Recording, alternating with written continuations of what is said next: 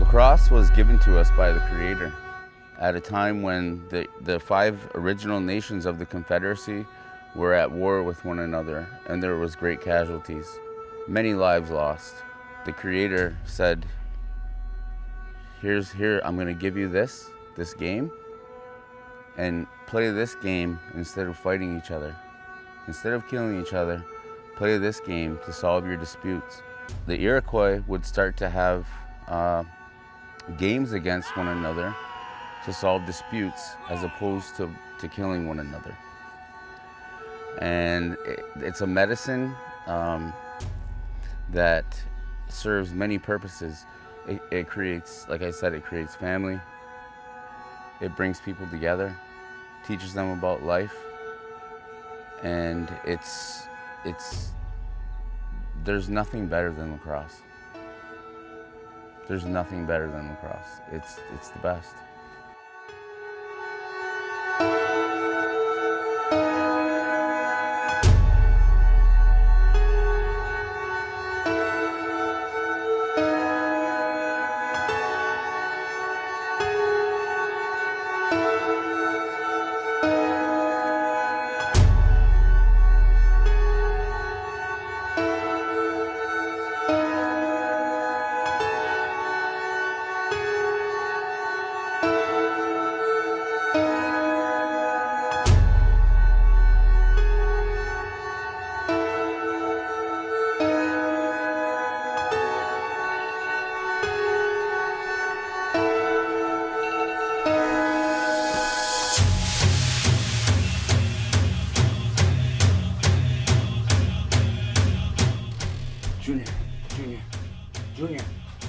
Junior, get up. Come on, let's go. It's game time.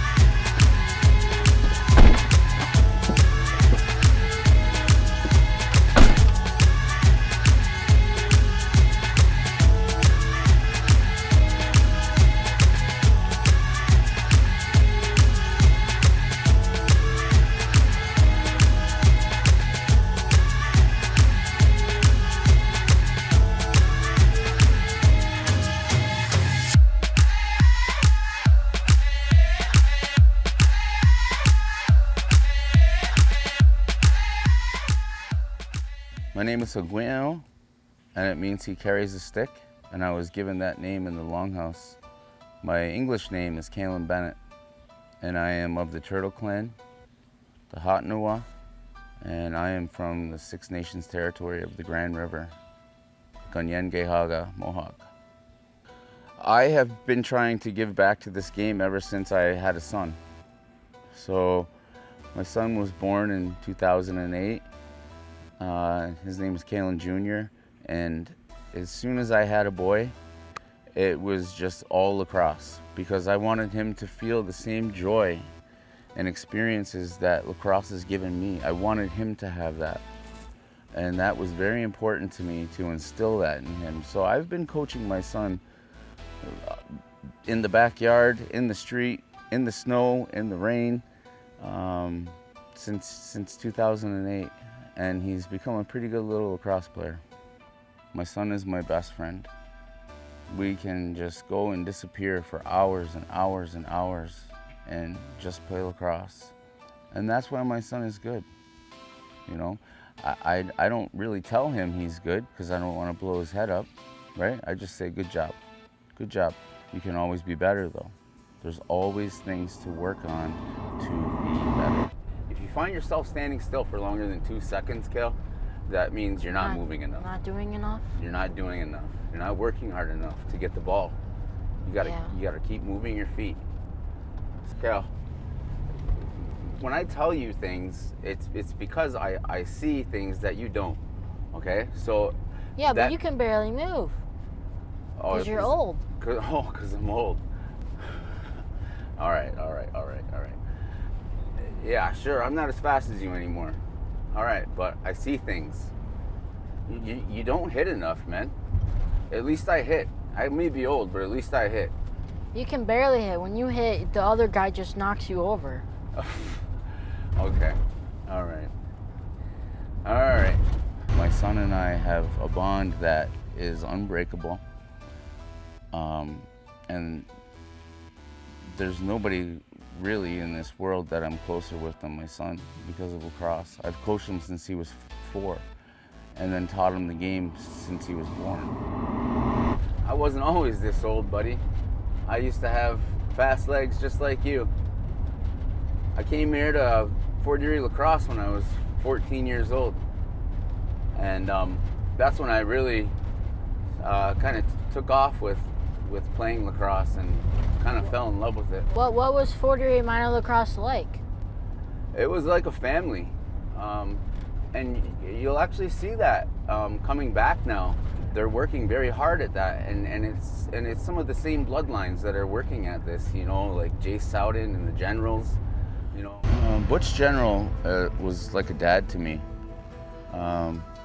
He was instrumental in making Fort Erie Lacrosse happen, as well as his wife, Kathy. There wasn't anything, the closest one was St. Catharines, right, as far as lacrosse goes. And I remember specifically my older brother wanted to play lacrosse. And he went and tried out for the St. Catharines Spartans. They brought me in and said, well, Chris, you got great hand skills, but we really can't use you this year. That ride home sucked. And we're driving home, my mom's driving. And she said, you know what? She said, we should have a lacrosse team in Fort Erie. Why do our youth have to go all the way to St. Catharines? Why don't we have lacrosse here in Fort Erie? And I said, lacrosse was here at one time, and maybe we can bring it back. So that's what happened. That's the formation of Fort Erie minor lacrosse. One day, I don't know how I actually heard about it, but I heard that people were interested in starting lacrosse. A lacrosse club. So I went to a couple meetings at the Friendship Center. From those few meetings, next thing I know, a year later, we're starting a lacrosse club. And when we first started, say we had about maybe 300 kids. I was pretty shocked at how fast it blew up. So between myself, my dad being the head coach, and my Uncle Donnie being an assistant coach as well, we helped out with my brother's team. That squad really surprised me, like as far as their skill level. But it was that year that I really looked at the whole team we had and the whole team that my dad assembled and how good it was. We had so many good players on that team, and it really, going into the championships, I remember thinking to ourselves, we're never gonna beat these guys. If you beat St. Catharines, it was always an awesome thing, because you knew that, those were the two really good teams in the league. So, so for us to be as good, to win that championship and beat those guys, it was phenomenal. It was it was a good feeling. And that was the first time that we won a big championship like that. Everybody feared the Hawks, the intermediate level, for a while there. It was like, oh, every tournament that they got in from here to Huntsville, they won. And it would be B level, and they were winning. That team was awesome. Yeah. So they naturally, progressed, and their skills progressed, and they became a B level team. And it was 1998 when we went to the provincials that we ended up winning the B championship, which was to this day is the highest championship that Fort Erie Lacrosse has ever achieved. I grew up, literally across the street from here on Parkdale Ave, and growing up, I became friends with Danny in grade 6. And just hanging out with him, every day, and then just seeing what he was doing and being like a kid and being like, I never played hockey. Hockey was like, I still have never like ice skated. I don't give a shit about hockey. It has nothing inside of me. But like, for some reason, I think like lacrosse was like one of those things where it was like, you needed kind of running shoes and a lacrosse stick, you know, and you could play. Everybody kind of played in Fort Erie. And all of my friends growing up all played. And then, you know, I didn't care about soccer. I've always been like a husky dude, you know, I've always been like the chubby brother. And lacrosse was like, you know, one of those things where I was just like, I think I can go out there and like cross-check somebody. Like I was playing baseball at the time when I was playing lacrosse, so that was one of those, because they're both in the summer, so that was the one that was like, okay, which one do I really want to play? As soon as I started playing lacrosse though, and I was able to hit somebody, that's when I was like, okay, yeah, I don't want to play baseball anymore. You couldn't hit anybody in baseball. If it did, it was by accident. So I think, you know, lacrosse was the sport for me. But they're still going, you know, there's still people involved in what it is. What's good to see is that the young ones that were with us are now have their own families and are giving back to the organization. I started playing lacrosse competitively and was introduced to the game when I was like 3 years old. I started playing for the Fort Erie Minor Hawks. But as tradition, as being a Haudenosaunee man, lacrosse has always been a tool ever since, you know, I've been here in the natural world. But I was playing lacrosse before then, and my dad would share that with us. You never stop playing. As you can see behind me, I have my net and my rebounder. I don't play competitive anymore because I have, you know, health. I have a what they call a pacemaker. So that's the only reason, or if I didn't have it, I'd still be playing. I had friends that were playing. Believe it or not, they still have masters, and there's guys, I played with a guy that was 80 years old.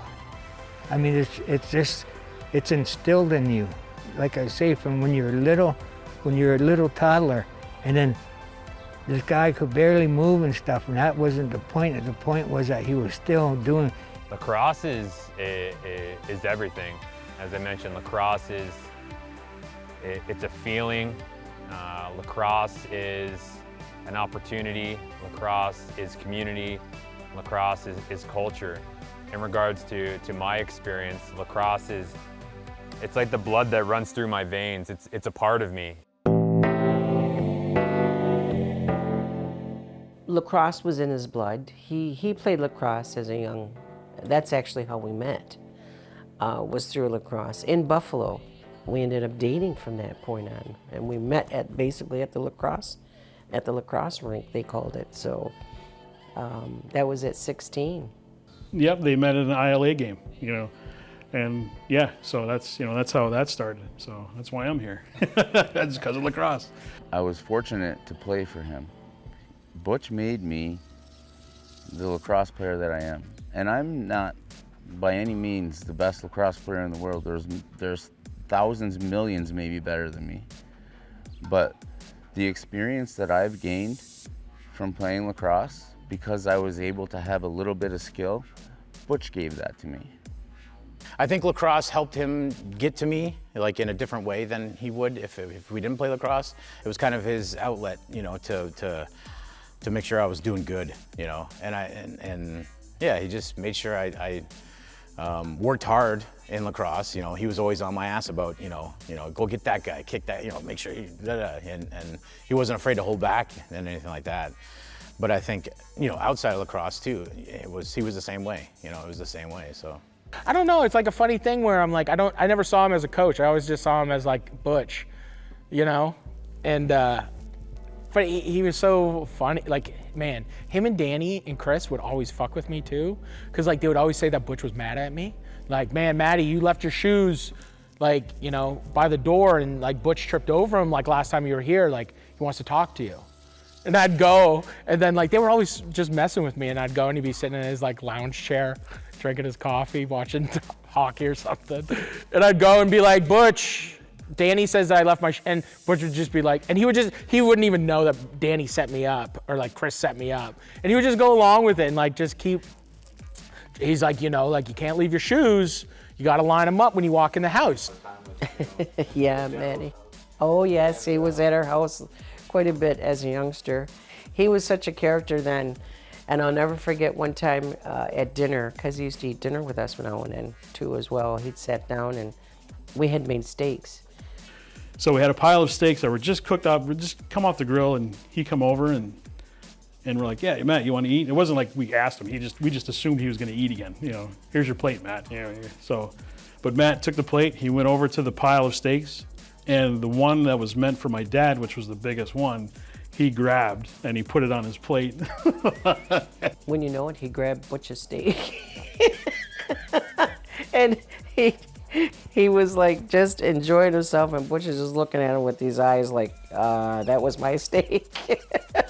But that's the kind of character he was. We loved him. He was like another son in our household when he was growing up. Butch was always calm. He was always calm and collect. He was a very loving father, very loving partner to Kathy. You know, like their relationship was beautiful. You know, he was a great grandfather, great man. He was just like, I love him like a dad. Like it's. I think it was just the way he approached it. It wasn't like a normal coach, I guess. You know, usually normal coaches are just by the book. You know, if you're not doing this, that. I think he saw everybody as an individual, see how they were, and kind of coached around that. I truly believe he went as far as he could go, and was very happy with the result, and carried that with him, I'm sure, forever.